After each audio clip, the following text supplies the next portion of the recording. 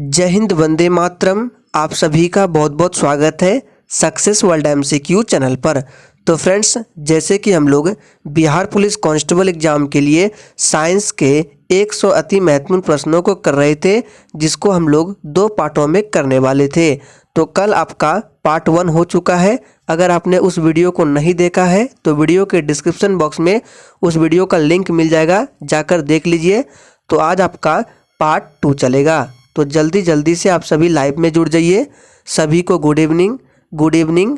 तो चलिए आज के सेशन को स्टार्ट करते हैं। तो सेशन का पहला प्रश्न है, एक इलेक्ट्रॉन व प्रोटॉन की डी ब्रोगली तरंगदैर्घ्य जो है ये समान है, किसका वेग अधिक होगा? चलिए आंसर करते जाएंगे। आपको आंसर करने के लिए मैक्सिमम 5 सेकंड का टाइम दिया जाता है और आपको लाइव चैट का भी ऑप्शन दिया जाता है। अगर आपको किसी भी प्रश्न का आंसर आता है तो आप लोग लाइव चैट में अपना अपना आंसर जरूर करेंगे। तो देखिए, इन दोनों कणों में जिसका वेग अधिक होगा वो इलेक्ट्रॉन होगा, यानी कि फर्स्ट ऑप्शन हमारा बिल्कुल सही जवाब है। नेक्स्ट क्वेश्चन देखिए, जल चक्र में कौन सी प्रक्रिया सम्मिलित नहीं होती है? सोच समझ के आंसर करना है और प्रत्येक स्टूडेंट को आंसर करते जाना है। तो देखिए, सबसे पहले जानते हैं जल चक्र में कौन सी प्रक्रिया सम्मिलित होती है। तो ऑप्शन में देखिए वर्षण है, ये भी सम्मिलित होती है। वाष्पीकरण, संघनन, ये तीनों जो प्रक्रियाएं हैं ये जल चक्र में सम्मिलित होती है। बाकी ऑप्शन डी में जो है संचलन, ये जल चक्र की प्रक्रिया में सम्मिलित नहीं होती है। नेक्स्ट क्वेश्चन देखिए, गर्म करने पर एक अर्धचालक का प्रतिरोध क्या होगा? चलिए आंसर करेंगे। सभी प्रश्न मोस्ट इंपॉर्टेंट और सिलेक्टेड है। तो देखिए, गर्म करने पर एक अर्धचालक का प्रतिरोध घटता है। तो बी ऑप्शन जो ये बच्चे दे रहे हैं बिल्कुल सही जवाब है, घटता है। नेक्स्ट क्वेश्चन है, निम्नलिखित में से कौन सा एक कार्बोहाइड्रेट नहीं है? सोच समझ के आंसर करना है। चलिए, तो देखिए पूछा जा रहा है कि निम्नलिखित में से कौन सा एक कार्बोहाइड्रेट नहीं है। तो ग्लाइसिन जो है ये कार्बोहाइड्रेट नहीं है। बाकी सुक्रोज हो गया, फ्रुक्टोज, ग्लाइकोजन, ये सभी कार्बोहाइड्रेट है। नेक्स्ट क्वेश्चन देखिए, हाइवर प्रक्रम किसके औद्योगिक उत्पादन हेतु प्रयुक्त होता है? ये प्रश्न आप लोगों के लिए इम्पोर्टेंट बनता है, इसको ध्यान रखना है। तो देखिए, हाइबर प्रक्रम किसके औद्योगिक उत्पादन हेतु प्रयोग होता है? तो अमोनिया, फर्स्ट ऑप्शन जो ये बच्चे दे रहे हैं बिल्कुल सही जवाब होगा, अमोनिया। नेक्स्ट क्वेश्चन देखिए, पानी से बनने वाले बुलबुले में जो चमक होती है वह किस प्रकार के कारण होती है, यानी वह किस प्रकरण के कारण होती है? चलिए आंसर करेंगे फटाफट से। और जो भी स्टूडेंट चैनल पर पहली बार आए हैं उनको बता दें, डेली रात 8:30 बजे बिहार पुलिस कांस्टेबल एग्जाम के लिए प्रैक्टिस सेट को कराया जाता है। अगर आप करना चाहते हैं तो चैनल को सब्सक्राइब कर ले ताकि आपसे एक भी इम्पोर्टेंट सेशन मिस ना हो। तो देखिए, पानी से बनने वाले बुलबुले में जो चमक होती है वह प्रकाश का पूर्ण आंतरिक परावर्तन के कारण होती है। तो डी ऑप्शन बिल्कुल सही जवाब है, प्रकाश का पूर्ण आंतरिक परावर्तन। नेक्स्ट क्वेश्चन देखिए, एड्स रोग का जनक है। चलिए आंसर करेंगे। देखिए पूछा जाता है एड्स का फुल फॉर्म क्या होता है?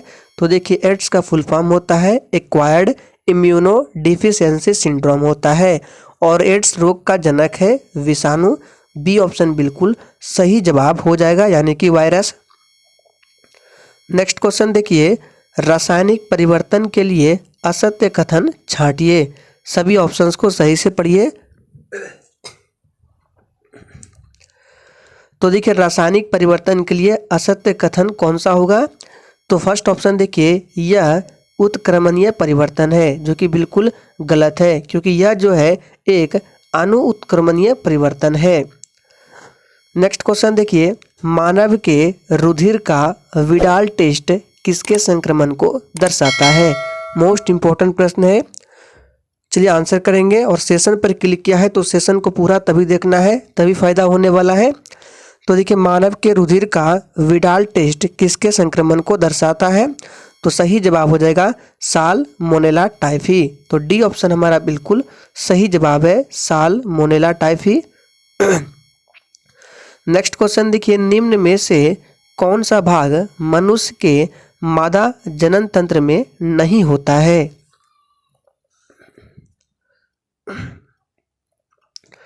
तो देखिए इसका सही जवाब सी ऑप्शन हो जाएगा, शुक्र वाहिनी, क्योंकि ये जो है नर प्रजनन तंत्र का भाग है। नेक्स्ट क्वेश्चन, ब्रायोफाइटा पादप सामान्यतः पाए जाते हैं। फटाफट से आंसर करते जाएंगे। और सेशन पसंद आ रहा है तो सेशन को सभी लोग दिल से लाइक करेंगे और सेशन को अपने सभी दोस्तों के साथ जरूर शेयर करेंगे। तो देखिए ब्रायोफाइटा पादप सामान्यतः जो पाए जाते हैं नम और छायादार आवासों में पाए जाते हैं। नेक्स्ट क्वेश्चन देखिए, पक्षियों में तेल अथवा प्रीन ग्रंथि जो है ये किस भाग में होती है? चलिए आंसर करेंगे। तो देखिए पक्षियों में तेल अथवा प्रीन ग्रंथि जो है ये पूरे शरीर पर होती है, तो इसका सही जवाब हो जाएगा पूरे शरीर पर। नेक्स्ट क्वेश्चन देखिए, अंतःश्वसन तभी होता है जब वायुमंडलीय दाब से फेफड़ों का दाब क्या होगा? चलिए आंसर करेंगे। तो देखिए अंतःश्वसन तभी होता है जब वायुमंडलीय दाब से फेफड़ों का दाब कम होता है, तो फर्स्ट ऑप्शन हमारा बिल्कुल सही जवाब है। नेक्स्ट क्वेश्चन है, सोनार में, यहाँ पे सोनार इस तरह होगा, सोनार में तरंगे प्रयुक्त होती है, यानी कि किस तरंग का प्रयोग किया जाता है सोनार में? Times up. तो इसका सही जवाब, जो ये बच्चे फर्स्ट ऑप्शन दे रहे हैं बिल्कुल सही जवाब है, सोनार में पराध्वनि तरंगे प्रयुक्त की जाती है। और देखिए 20,000 हर्ट्ज यहाँ पे लिख रहे हैं, 20,000 हर्ट्ज बोले या 20 किलो हर्ट्ज बोले, इससे अधिक आवृत्ति के ध्वनि तरंग को पराध्वनि बोला जाता है। नेक्स्ट क्वेश्चन देखिए, स्टेनलेस स्टील में निम्न में से कौन सा तत्व मौजूद नहीं है? इंपॉर्टेंट प्रश्न है, फटाफट से आंसर करेंगे। तो देखिए स्टेनलेस स्टील में निम्न में से कौन सा तत्व मौजूद नहीं है? तो आयरन होता है, क्रोमियम होता है, निकेल होता है, लेकिन इसमें टंगस्टन नहीं पाया जाता है। बी ऑप्शन बिल्कुल सही जवाब है। नेक्स्ट क्वेश्चन है, कोशिका में आनुवांशिक पदार्थ है। चलिए आंसर करते जाएंगे। कोशिका में आनुवांशिक पदार्थ है, तो देखिए इसका सही जवाब हो जाएगा फर्स्ट ऑप्शन डीएनए। कोशिका में आनुवांशिक पदार्थ डीएनए है। और कोशिका की खोज किसने किया था? तो रॉबर्ट हुक ने। नेक्स्ट क्वेश्चन, निम्न में से किस प्रकार की ऊर्जा की खपत सबसे कम होगी? चलिए तो देखिए इन चारों ऑप्शन में से एलईडी जो है इसमें ऊर्जा की खपत सबसे कम होगी। एलईडी का फुल फॉर्म क्या होता है? तो इसका फुल फॉर्म होता है light emitting diode. Next question है, वह पादप जिसमें बीज जो है फलों के भीतर होते हैं क्या कहलाता है? चलिए आंसर करेंगे, वह कौन सा पादप है जिसमें बीज फलों के भीतर होते हैं? तो देखिए एंजियोस्पर्म राइट आंसर है। एंजियोस्पर्म में बीज जो है वो फलों के भीतर होते हैं। एंजियोस्पर्म को हिंदी में आवर्त बीजी बोला जाता है। यहाँ पे लिखते हैं आवर्त बीजी, तो आपको ऑप्शन में आवर्त बीजी भी मिले तो वो भी राइट आंसर होगा, दोनों को ध्यान रखना है। और देखिए जिस पादप में बीज जो है फलों के बाहर होते हैं उसको जिम्नोस्पर्म बोला जाता है, तो दोनों को ध्यान रखना है। नेक्स्ट क्वेश्चन, भार का एसआई मात्रक क्या है? फटाफट से आंसर करेंगे और सेशन के एंड में अपना अपना स्कोर जरूर देना है। तो देखिए भार का एसआई मात्रक न्यूटन होता है, आप सभी जानते हैं। नेक्स्ट क्वेश्चन, जब कोई वस्तु मुक्त रूप से पृथ्वी की ओर गिरती है तो उसकी कुल ऊर्जा क्या होगी? तो देखिए जब कोई वस्तु मुक्त रूप से पृथ्वी की ओर गिरती है तो उसकी कुल ऊर्जा नियत रहती है, तो सी ऑप्शन बिल्कुल सही जवाब होगा, नियत रहती है। नेक्स्ट क्वेश्चन देखिए, मनुष्यों में प्रति मिनट हृदय स्पंद होता है। तो देखिए मनुष्यों में प्रति मिनट हृदय स्पंद होता है कितने बार? तो 72 बार। फर्स्ट ऑप्शन बिल्कुल सही जवाब है, ध्यान रखना है। नेक्स्ट क्वेश्चन देखिए, मस्तिष्क ज्वर जिस जीव देह के कारण होता है वह क्या है? तो देखिए मस्तिष्क ज्वर जिस जीव देह के कारण होता है वह जीवाणु है। सेकंड ऑप्शन बिल्कुल सही जवाब है। नेक्स्ट क्वेश्चन इंपॉर्टेंट है, गन मेटल किसकी मिश्र धातु होती है? सोच समझ कर आंसर करना है। गन मेटल किसकी मिश्र धातु होती है? तो देखिए गन मेटल जो है कॉपर हो गया, टीन हो गया और जस्ता की मिश्र धातु होती है। तो बी ऑप्शन में दिया गया है कॉपर, टीन और जस्ता, ध्यान रखना है। नेक्स्ट क्वेश्चन, वेग प्रकाश की एक किरण कांच के प्रिज्म पर आपतित होती है। यहाँ पे वेग नहीं होगा, प्रकाश की एक किरण कांच के प्रिज्म पर आपतित होती है। वह प्रकाश वर्ण जो कांच के प्रिज्म से गुजरने पर अधिकतम विचलित होगा वह कौन सा किरण है? चलिए आंसर करेंगे। और देखिए आप लोगों को पता होगा कि जिस किरण का तरंगदैर्घ्य अधिक होगा वह कम विचलित होगा और जिसका तरंगदैर्घ्य कम होगा वह अधिक विचलित होगा। तो देखिए इसमें से बैंगनी रंग का जो तरंगदैर्घ्य होता है वो न्यूनतम होता है, जिसके कारण उसका विचलन अधिक होता है। तो बैंगनी हमारा राइट आंसर है, ध्यान रखना है। नेक्स्ट क्वेश्चन, मानव त्वचा का अध्ययन करने वाले विज्ञान की शाखा क्या कहलाती है? और फ्रेंड्स अगर आपने अभी तक सेशन को लाइक नहीं किया है तो सभी लोग सेशन को दिल से लाइक करेंगे। तो देखिए मानव त्वचा का अध्ययन करने वाले विज्ञान की शाखा डर्मेटोलॉजी कहलाती है। डी ऑप्शन बिल्कुल सही जवाब है, डर्मेटोलॉजी। नेक्स्ट क्वेश्चन, रॉकेट किसके संरक्षण के सिद्धांत पर कार्य करता है? ये प्रश्न एग्जाम में पूछा गया है, ध्यान रखना है। चलिए आंसर बताएंगे। तो देखिए रॉकेट किसके संरक्षण के सिद्धांत पर कार्य करता है? तो रेखीय संवेग, सी ऑप्शन हमारा बिल्कुल सही जवाब है। नेक्स्ट क्वेश्चन, निम्न में से कौन सा एक रूपांतरित तना है? यह भी प्रश्न आपके प्रीवियस एग्जाम में पूछा गया है। चलिए आंसर बताएंगे। तो देखिए इनमें से जो एक रूपांतरित तना है वो आलू है, बी ऑप्शन सही जवाब है, आलू। नेक्स्ट क्वेश्चन, क्लोरोफिल की उपस्थिति में क्या बनता है? सॉरी यहाँ पे प्रश्न थोड़ा सा टाइपिंग एरर है। यहाँ पे प्रश्न इस तरह होगा, क्लोरोफिल खाली स्थान की उपस्थिति में बनता है। यहाँ पे देखिए खाली स्थान होगा। चलिए तो देखिए क्लोरोफिल जो है ये मैग्नीशियम की उपस्थिति में बनता है। तो डी ऑप्शन बिल्कुल सही जवाब है। मैग्नीशियम का सिंबल Mg होता है और परमाणु क्रमांक की बात करें तो 12 होता है। जस्ता का Zn होता है, एल्यूमिनियम का Al होता है, तांबा का क्या होता है यानी कॉपर Cu होता है। सभी के संकेत को ध्यान रखना है। नेक्स्ट क्वेश्चन, RNA का मुख्य कार्य क्या है? इस तरह से RNA होता है। चलिए RNA का मुख्य कार्य क्या है? तो देखिए आप सभी जानते हैं RNA का मुख्य कार्य होता है प्रोटीन का संश्लेषण करना। सी ऑप्शन सही जवाब है, प्रोटीन संश्लेषण। नेक्स्ट क्वेश्चन देखिए, पौधे जो नमक युक्त मिट्टी में उगते हैं को क्या कहते हैं? ये प्रश्न आपके प्रीवियस एग्जाम में पूछा गया है, ध्यान रखना है। पौधे जो नमक युक्त मिट्टी में उगते हैं उसको क्या कहते हैं? तो उसको बोला जाता है हेलोफाइट। सी ऑप्शन बिल्कुल सही जवाब है, ध्यान रखना है, हेलोफाइट। नेक्स्ट क्वेश्चन, किन दो भौतिक राशियों के मात्रक समान है? चलिए आंसर करेंगे, सिंपल प्रश्न है। तो देखिए ऑप्शंस को अगर देखेंगे तो थोड़ा सा टाइपिंग एरर है। तो इनमें अगर हम देखें तो वेग और चाल जो है इनके क्या है, मात्रक समान है। मात्रक होता है मीटर प्रति सेकंड, वेग का भी होता है मीटर प्रति सेकंड और चाल का भी होता है मीटर प्रति सेकंड। तो एक भी ऑप्शन में नहीं दिया गया है वेग और चाल, तो आप लोग सही कर लीजिएगा। वेग और चाल इसका राइट आंसर होगा, ध्यान रखना है। नेक्स्ट क्वेश्चन, एक समान गति वाले वेग समय आलेख का ढाल किस तरह का होता है?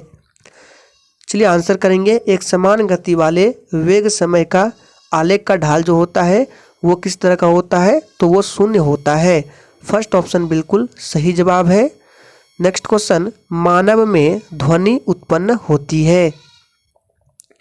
चलिए आंसर करेंगे। मानव में ध्वनि उत्पन्न होती है तो लैरिंक्स के द्वारा होता है, जिसको हिंदी में कंठ द्वार भी बोला जाता है।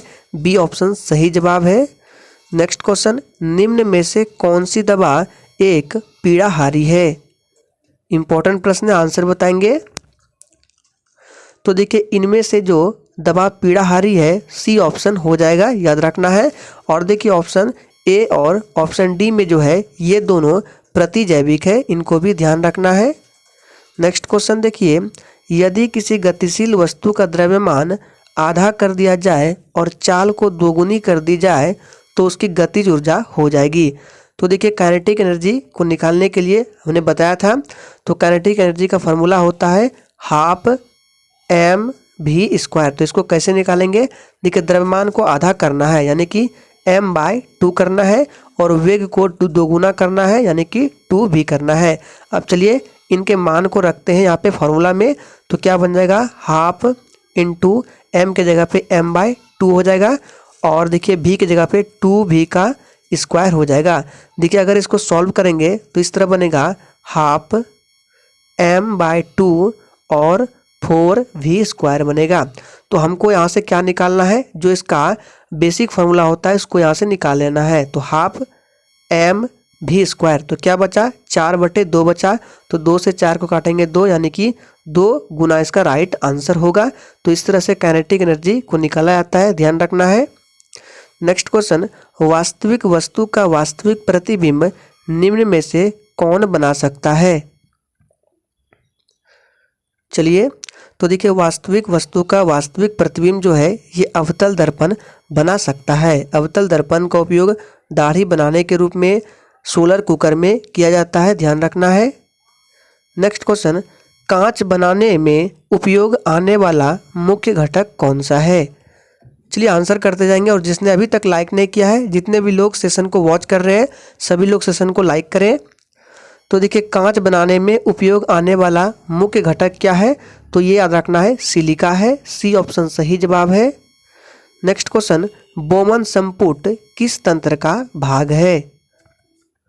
फटाफट से आंसर करते जाएंगे, बोमन संपुट किस तंत्र का भाग है। तो देखिए ये जो है उत्सर्जन तंत्र का भाग है, फर्स्ट ऑप्शन सही जवाब है। नेक्स्ट क्वेश्चन, निम्नलिखित में से कौन सा पादप मलेरिया रोग की दवा का स्रोत है। चलिए तो देखिए इसका सही जवाब हो जाएगा सिनकोना। नेक्स्ट क्वेश्चन, निम्नलिखित में से किसको दुग्ध शर्करा कहते हैं। चलिए बताएंगे किसको दुग्ध शर्करा कहते हैं, तो लैक्टोज को बोला जाता है, फर्स्ट ऑप्शन सही जवाब है। नेक्स्ट क्वेश्चन, XeO2F2 की आकृति किस प्रकार की होगी। चलिए तो देखिए इनकी जो आकृति है वो त्रिकोणीय द्विपिरामिडी होगी, ऑप्शन ए हमारा बिल्कुल सही जवाब है। नेक्स्ट क्वेश्चन, निम्नलिखित में से किसने वाटर फ्रेम नामक कटाई मशीन का आविष्कार किया था। ये भी प्रश्न आप लोगों के लिए इम्पोर्टेंट बनता है, इसको ध्यान रखना है। तो देखिए किसने वाटर फ्रेम नामक कटाई मशीन का आविष्कार किया था, इसका सही जवाब है सी ऑप्शन रिचर्ड आर्कराइट ने। नेक्स्ट क्वेश्चन, पाचन तंत्र द्वारा उत्पादित अम्ल कौन सा है। चलिए आंसर करेंगे। तो देखिए पाचन तंत्र द्वारा उत्पादित अम्ल है हाइड्रोक्लोरिक अम्ल, HCl हाइड्रोक्लोरिक अम्ल। नेक्स्ट क्वेश्चन, निम्नलिखित में से किस अम्ल के एकत्रित होने से मांसपेशियों में थकान उत्पन्न होती है। तो देखिए ये बहुत ही बेसिक प्रश्न है, तो इसका सही जवाब क्या होगा, याद रखना है लैक्टिक अम्ल के एकत्रित होने से मांसपेशियों में थकान उत्पन्न होती है, बी ऑप्शन हमारा बिल्कुल सही जवाब है। नेक्स्ट क्वेश्चन, स्वस्थ दृष्टि के लिए कौन सा विटामिन आवश्यक है। चलिए आंसर करेंगे। तो देखिए इसका सही जवाब होगा विटामिन ए, याद रखना है विटामिन ए की कमी से रतौंधी नामक रोग होता है, इसका रासायनिक नाम रेटिनॉल होता है। विटामिन सी की कमी से स्कर्वी नामक रोग होता है और इसका रासायनिक नाम एस्कॉर्बिक एसिड है। विटामिन डी का रासायनिक नाम कैल्सीफेरॉल है। नेक्स्ट क्वेश्चन देखिए, फाइकोलॉजी किसका अध्ययन है। तो देखिए फाइकोलॉजी में शैवालों का अध्ययन किया जाता है, फर्स्ट ऑप्शन जो भी दे रहे हैं बिल्कुल सही जवाब है। और कवक का अध्ययन माइकोलॉजी कहलाता है। फाइकोलॉजी शैवाल और माइकोलॉजी कवक। नेक्स्ट क्वेश्चन, निम्न में से किसे कोशिका की प्रोटीन फैक्ट्री कहा जाता है। चलिए आंसर बताएंगे, निम्न में से किसे कोशिका की प्रोटीन फैक्ट्री कहते हैं तो राइबोसोम को बोलते हैं। बी ऑप्शन बिल्कुल सही जवाब है। लाइसोसोम को आत्महत्या की थैली बोला जाता है। माइटोकॉन्ड्रिया को कोशिका का पावर हाउस कहा जाता है। ध्वनि सबसे तेज संचरण करती है। चलिए आंसर बताएंगे किस माध्यम में। तो देखिए ध्वनि सबसे तेज जो है ये ठोस माध्यम में संचरण करती है, उसके बाद द्रव और फिर गैस। ध्वनि जो है निर्वात में गमन नहीं करती है। तो डी ऑप्शन हमारा ए ऑप्शन हमारा बिल्कुल सही जवाब है। तो आज के सेशन में हम लोगों ने 48 प्रश्नों को किया और कल के सेशन में 50 प्रश्नों को किया था। तो टोटल आपके लगभग 100 प्रश्न पूर्ति यानी कि 98 के आसपास है। तो आज के सेशन के लिए इतना ही। तो अगर सेशन अच्छा लगा तो सेशन को दिल से ज़रूर लाइक कीजिएगा।